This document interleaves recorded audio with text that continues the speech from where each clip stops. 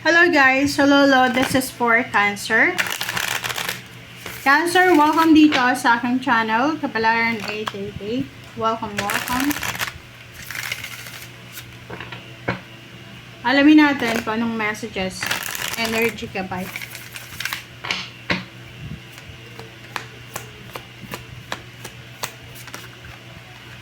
Okay, Cancer, this is for the second half of June 2026, 42-6, homeward.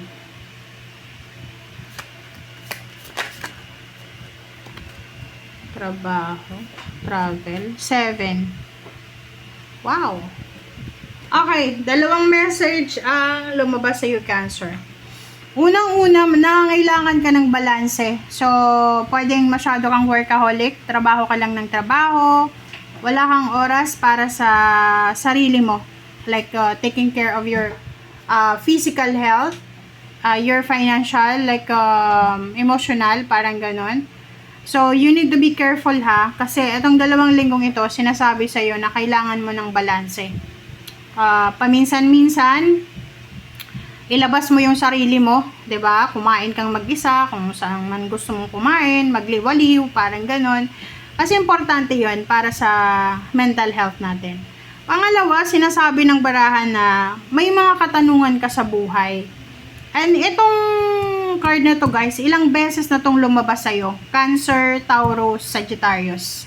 Ito yung sinasabi sa inyo na kung nasa Pilipinas ka, Cancer, and pakiramdam mo unfair yung ginagawa mo, like for example, nagtatrabaho ka ng maraming oras, tapos yung kinikita mo ay napakaliit lang, may sagot ka dyan. Sabi ng baraha sa'yo, you already have all the answers. Alam mo, pag lumabas ka ng bansa, same yung pagod mo, pero iba yung salary. Sabihin natin yun, na yun yung talaga yung yun talaga yung realidad. So, kung may mga may mga gusto kang mangyari sa buhay mo, ganito, yun, lakasan mo yung loob mo, okay? Lakasan mo yung loob mo, sige, mag-abroad ka na, hanap ka ng mas mataas na sweldo or trabaho, yun yung sabi, yun yung magiging kasagutan sa mga katanungan mo or problema mo.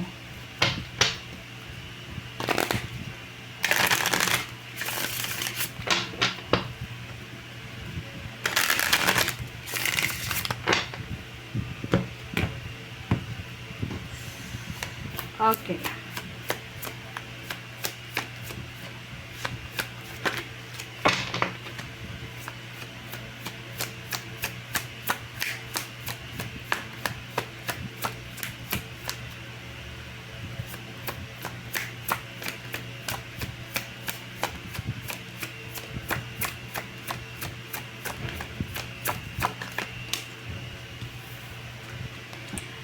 Blossoming abundance, number 3.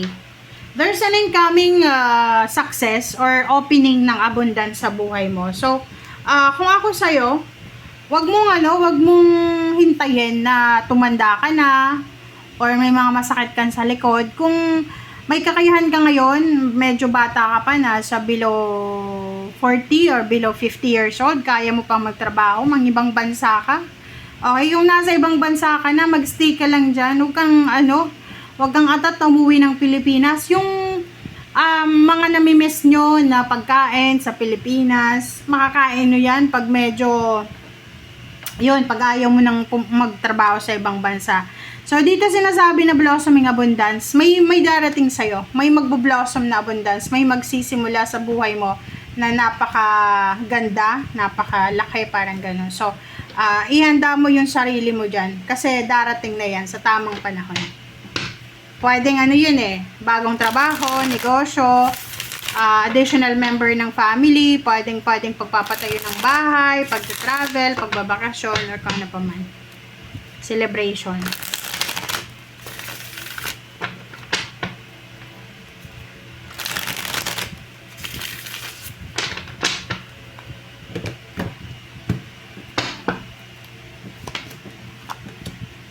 Okay, Magician and Page of Swords. So, nakikita ko sa'yo dito na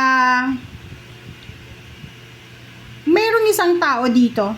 Like, sabihin na natin yan na Same sign mo ba yan? Asawa mo ba yan? Or sino ba yan sa buhay mo?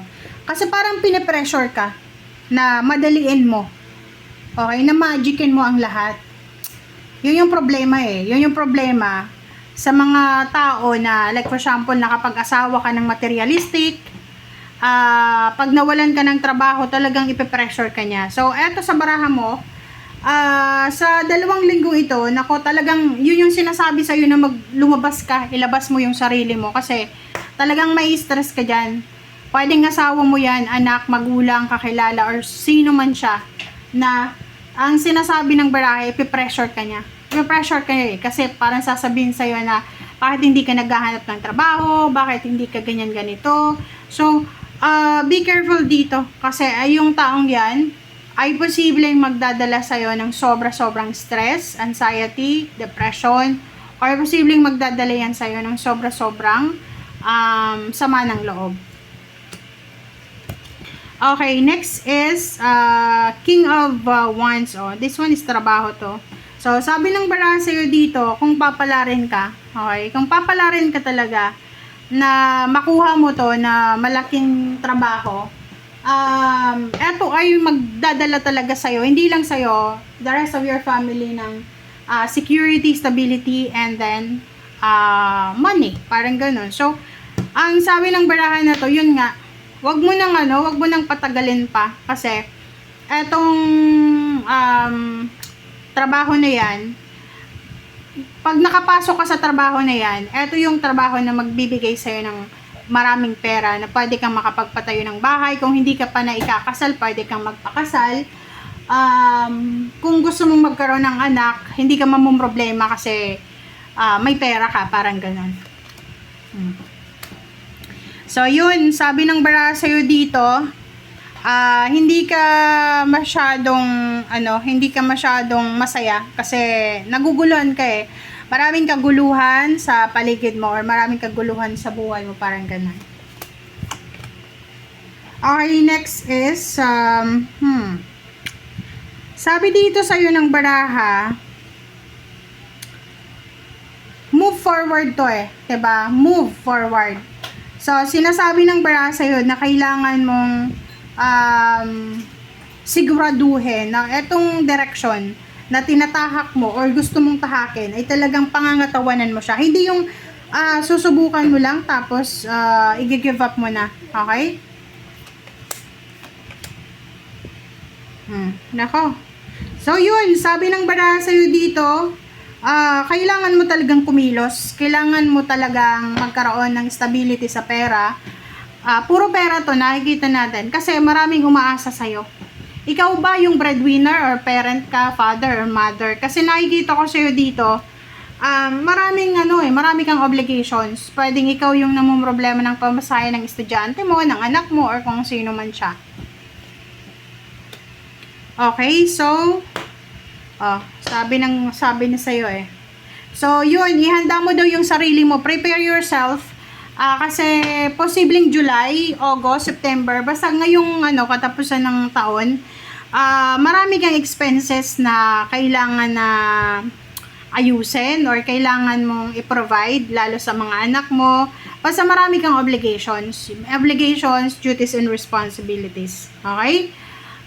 Kung ano man yan na gusto mong pasukin, trabaho, negosyo, gawin mo na as soon as possible, guys, kasi sayang talaga ng pagkakataon.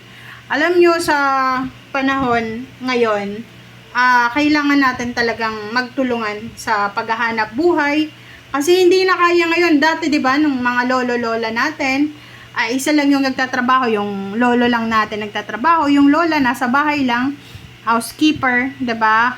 Anong tawag doon? Housekeeper talaga.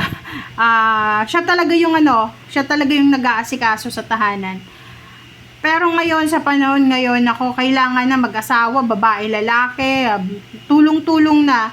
And if, for example, magkakapatid kayo, lahat kayo may trabaho, wag nyong pababayaan yung parents nyo. Magbigay kayo ng konting ayuda sa parents nyo. Kasi mahirap na ang buhay ngayon. baka nakakalimutan nyo. Okay? Thank you guys for watching para to sa lahat ng mga Cancer. Thank you, Cancer. Bye!